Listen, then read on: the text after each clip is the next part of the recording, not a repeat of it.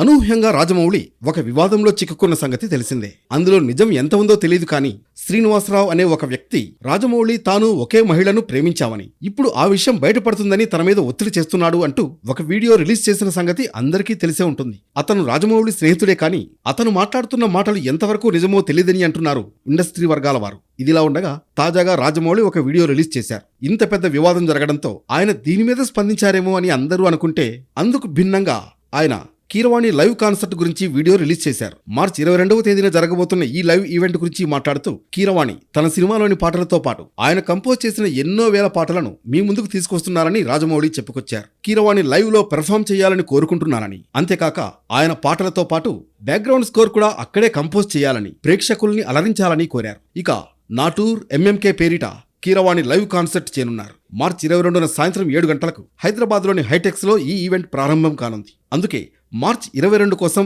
ఆసక్తిగా ఎదురు చూస్తున్నాను అంటూ రాజమౌళి వీడియో రిలీజ్ చేశారు.